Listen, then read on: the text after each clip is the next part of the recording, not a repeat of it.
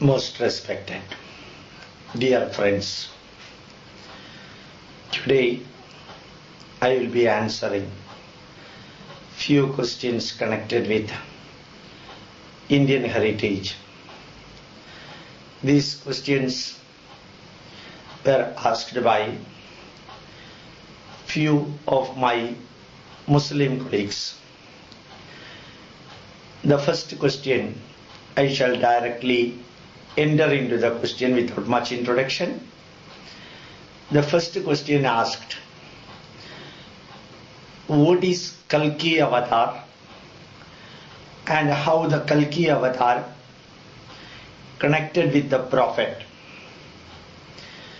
I would like to tell you one small explanation to you. For Hindus there are 18 Puranas and 18 Upapuranas. These Puranas are huge voluminous books explaining the stories, explaining the historical aspect, and explaining the avatar incarnation of Lord Vishnu, and so on are present in these books. Mainly we used to say Purana Katha, that means it is stories. Kalki Purana is one among the 18 Puranas, which is a simple ordinary Purana which explains the 10th incarnation of Mahavishnu. It is said in Kalki Purana that Mahavishnu incarnated as Kalki as the son of Vishnu Yashas, a Brahmana, a Brahmin, and the name of mother of Kalki is Sumati. Sumati and Vishnu Yashas, they were living in Sambal village in between Maharashtra and Madhya Pradesh. So Vishnu Yashas was born in Sambal village in India as the son of Vishnu Yashas and Sumati. And the Kalki Purana tells the story of Kalki as Kalki was born with 4 hands. And when the gods Vayu and Agni came to Kalki and informed when he was infant, if you are living with 4 hands, people may not have much belief in you, much faith in you. So let your 2 hands disappear and let you be like an ordinary human being with 2 hands.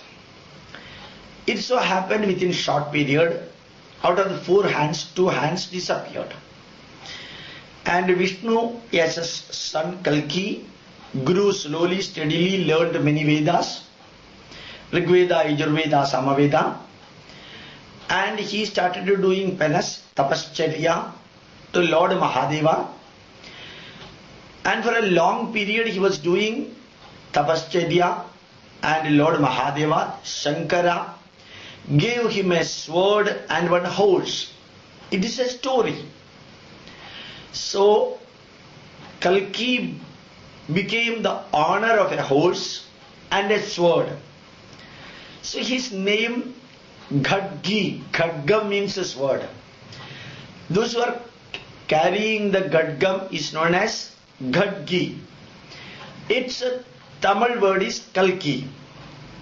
So the correct name Gadgi Kalki became a symbol of the one who is carrying the sword on a horse, who is decided to protect the good people, sadhus, sages and sannyasis in Kali Yuga.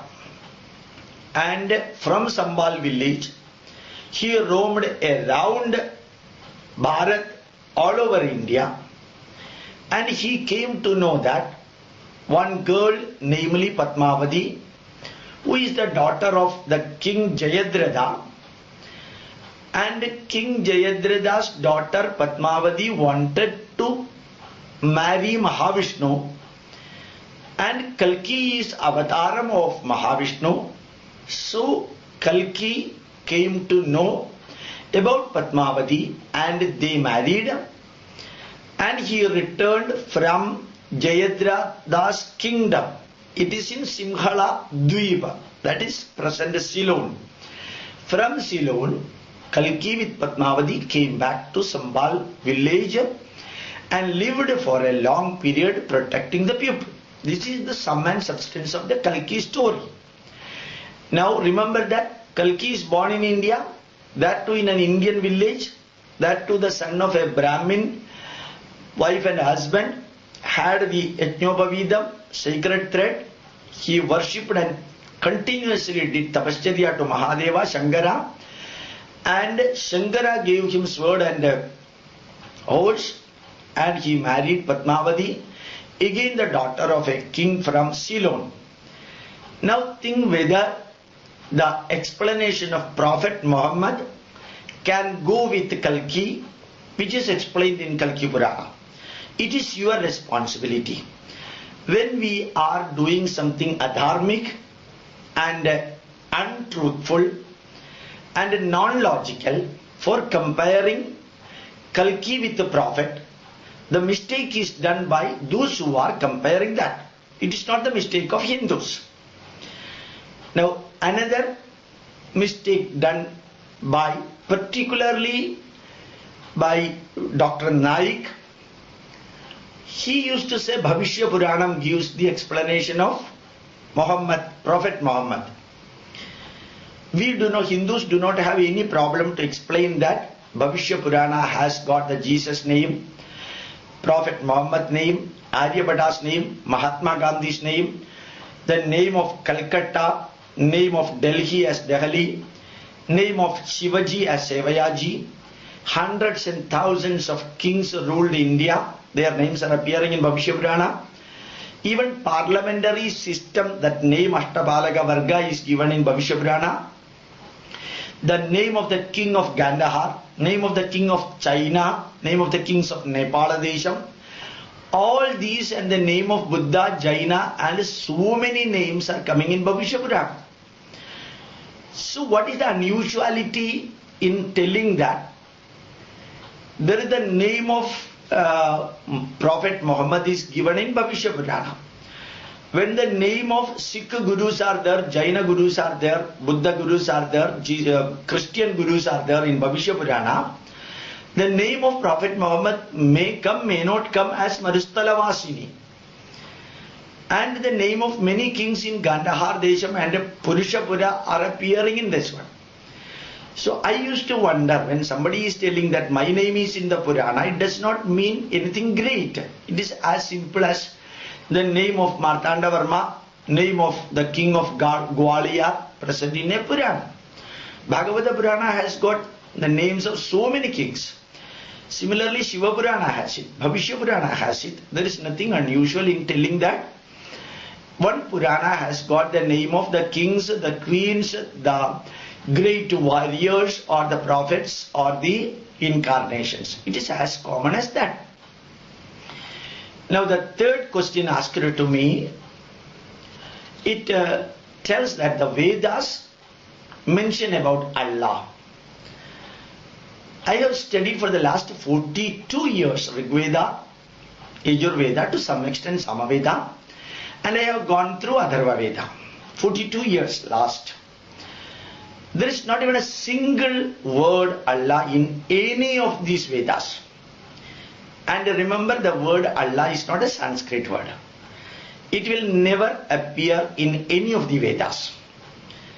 With a sacred thread on my chest and shoulder, I am telling you, it is a wrong interpretation for confusing Hindus and making them feel that the Vedas tell about Allah, so you should also worship Allah. My request to all scholarly Muslims, Maulavis and scholars, why the distorted way is to be used for introducing Allah or Prophet Muhammad? Let us follow the dharmic, truthful, logic pathway, scientific pathway, that Allah is a great God concept, Prophet Muhammad is a great scholar, no doubt about it. Why we should bring all these Vedas and other thing where Allah name or Prophet Muhammad name is not at all given? The moment we say that Vedas have got this name of Allah, when good students try to find out whether Vedas do have these things, they will come to know that it is not there in the Vedas. And not only that, if you quote some of the lines from Vedas, either by heart or by reading, you can change two-letter words into Allah. In the original Vedas, it will not be there, whereas you can change it. Snitra sapta samida kritaha devakat yajnam danvana apatran purusham vashum yajnena yajnamayajanda devaha yajnena yajnamayajanda Allah. Instead of Deva, suppose I am putting Allah, what will happen? Yajnena yajnamayajanda devaha tani dharma ani pradhamanya tehanakam mahimanasa jandayatra purve sadhya sandhi devaha.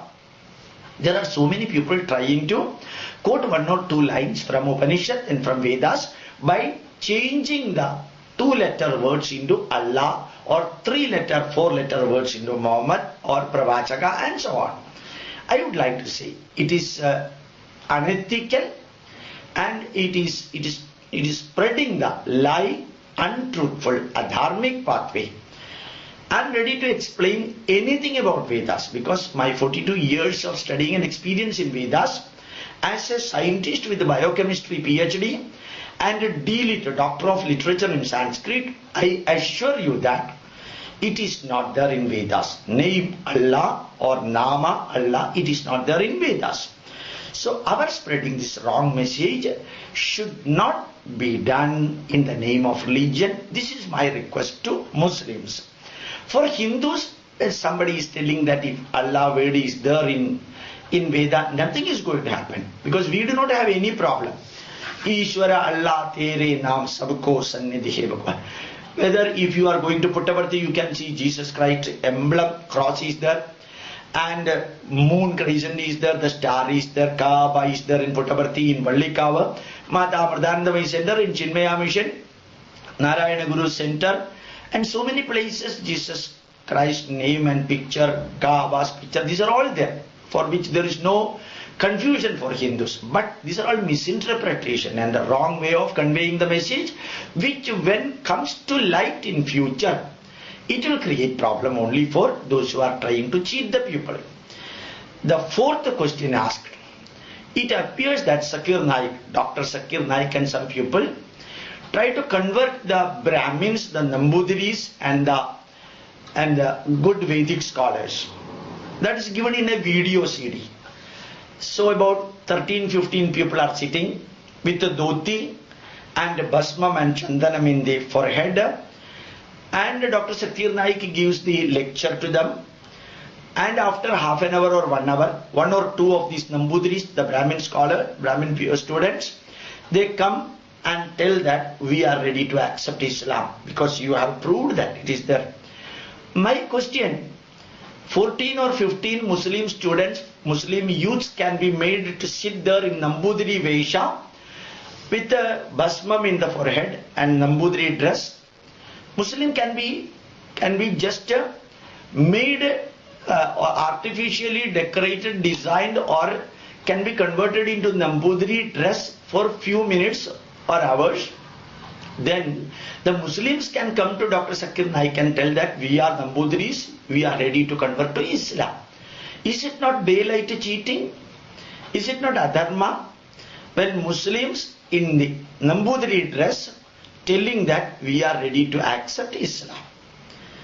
These are all in the 21st century, I will say it is even non-constitutional, provocation also. And another simple thing what I wanted to tell, whenever some people are arguing with the Hindu sannyasis, all the Hindu sannyasis need not be scholars.